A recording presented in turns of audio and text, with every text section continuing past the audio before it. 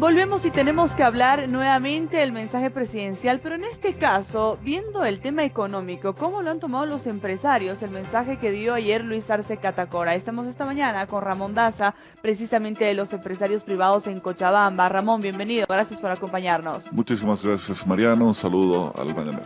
Ramón, un pacto de unidad que ha sido propuesto por el presidente Luis Arce para poder fortalecer el desarrollo del país. Con 5 puntos que para él decía son trascendentes. Así es, son 5 puntos que ayer el presidente ha mencionado. Uno de ellos es el tema de la justicia. Creemos que es algo importantísimo. Sin embargo, el problema no es elegir a 5 magistrados, sino la forma de esta elección, la cual tiene que garantizar que los mejores hombres de derecho pues puedan administrar justicia en nuestro país. Un segundo punto que tocó el presidente fue el tema de lo que es la industrialización. Especialmente habló sobre el tema del litio, pero no habló de las 150 empresas públicas que hoy día generan déficit fiscal, ¿no es cierto? Que creo que es uno de los mayores retos que tiene este gobierno. Mira, Mariana, este país en 200 años tiene 67 presidentes y cada uno ha tenido un reto. Y creo que el reto de nuestro presidente actual es el de controlar la inflación y el de controlar el déficit fiscal. Justamente creo que parte de esto de las subvenciones tiene mucho que ver con las empresas estatales. Un tercer punto habló tangencialmente de la inflación, el agio, la especulación. Hoy día tenemos un problema con sectores productivos. Exactamente. Sin embargo, pues debemos entender de que la inflación hoy en Bolivia tiene un reto multidiverso y multidimensional. La inflación viene también por la importación de insumos, por el tipo de cambio, estamos hablando del dólar, y justamente porque el modelo pues hoy día que le traía dólares al país se ha terminado juntamente con el gas, ¿no es cierto? El modelo económico estaba centrado absolutamente en la exportación de gas, con más de 6.700 millones de dólares que entraban a la economía ciertamente, claro. Y hoy día no son suficientes. El año pasado, si mal no recuerdo, han entrado alrededor de 2.500 millones de dólares. El cuarto punto era políticas de Estado y elecciones limpias. Sin embargo, no se habló del padrón electoral.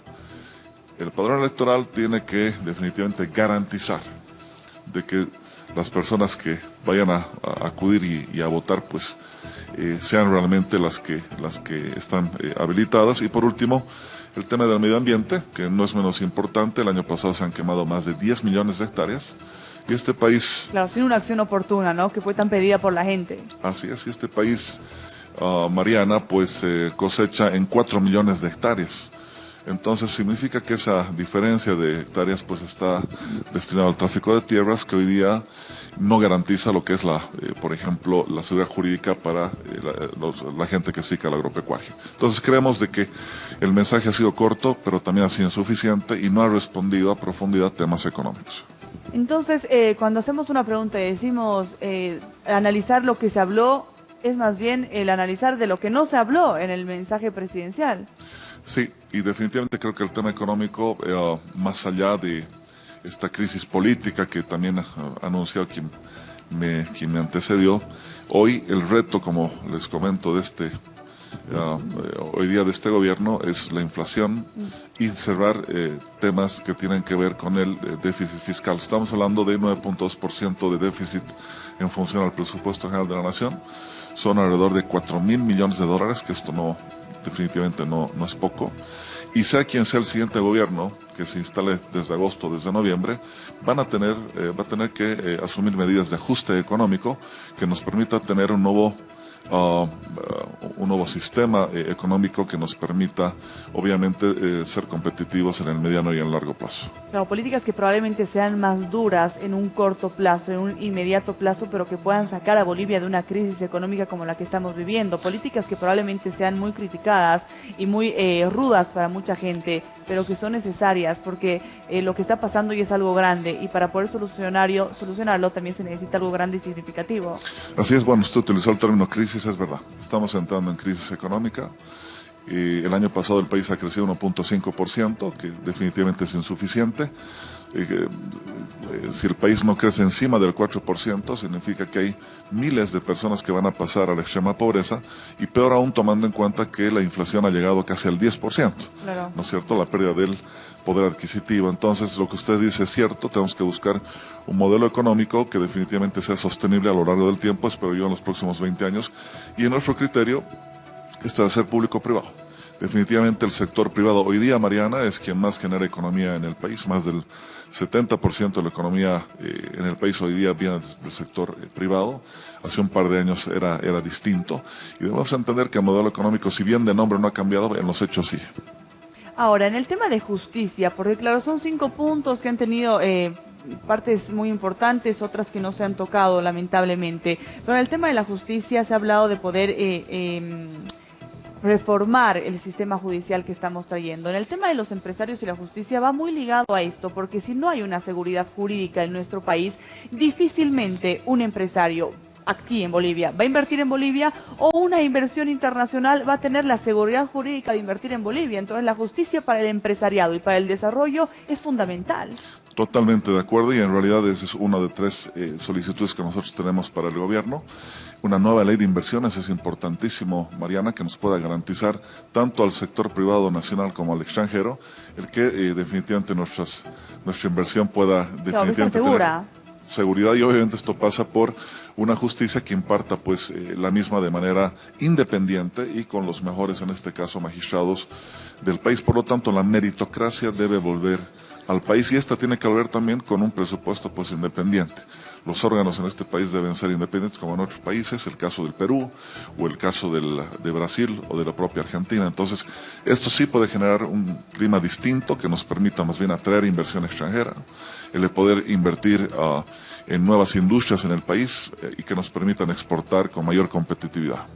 Y también hacía referencia a un término que decía desbloquear lo que está ocurriendo en el país, desbloquear el desarrollo del país. ¿Cómo entiende ese término? Lo que ocurre es que hoy día las variables se han alineado justamente para que la competitividad, la productividad pues vayan mermando. Fíjese, la OIT, esto es información pública, ha sacado un ranking de la mano de obra a nivel Latinoamérica, y pues en Bolivia la mano de obra genera $8 por hora, en cambio la chilena $35 por hora. ¿Dónde está la diferencia? O sea, en términos fáciles, en Bolivia el profesional es mal pagado. Es un tema de competitividad, hablamos no de pago sino de producción. Entonces, significa que en Bolivia falta tecnología para poder producir más y mejor, y por lo tanto esos excedentes ser exportados y a partir de esto traer divisas, en este caso dólares para el país. Entonces, lo que necesitamos es una reingeniería en el sector productivo, y cualquier país, sea de la inclinación política que sea, no puede dejar de tener productividad y competitividad para poder tener mejores condiciones para las familias y para las empresas. Son muchos cambios los que se deben generar en un próximo gobierno, entonces, Ramón, y desafíos muy grandes que deben ser inmediatos. Hablamos de un nuevo modelo económico que nos permita vivir, estoy de acuerdo con el presidente, con la cumbre, porque nosotros como empresarios lo hemos pedido, en paz y en democracia, definitivamente, pero se tiene que tocar los temas de manera estructural y profunda, entendiendo de que el modelo estatista ha concluido justamente con la exportación de gas al Brasil y a la Argentina, y hoy están haciendo un nuevo modelo donde el sector privado es preponderante para definitivamente generar estos excedentes que nos permitan redistribuir la riqueza, que nuestro criterio como empresarios, la única manera de hacerla es generando fuentes de empleo dignos.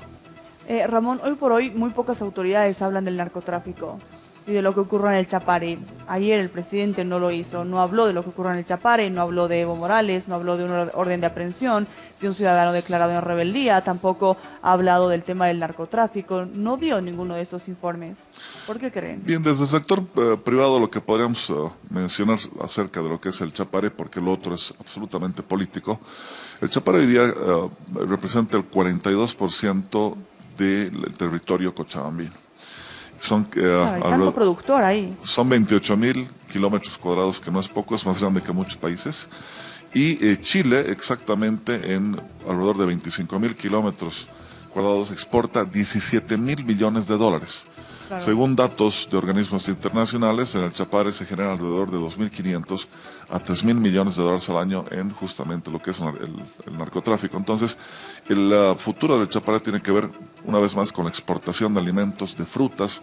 Hay innumerable cantidad de empresas que desean instalarse en el Chapare, pero una vez más lo que necesitan es seguridad jurídica. Muy bien, y es que son temas que afectan la economía, son temas que son analizados tanto por analistas políticos como también por empresarios que generan el movimiento económico en nuestro país. Un movimiento económico que ha quedado parado, que ha quedado en muchos casos dañado y también inmersos en esta crisis económica que estamos viviendo actualmente. Y que usted que está en casa, que va al mercado, lo siente más que nadie. Gracias, Ramón, por acompañarnos. Será hasta otra oportunidad. Ustedes, muy buenos días. Que tenga buen día.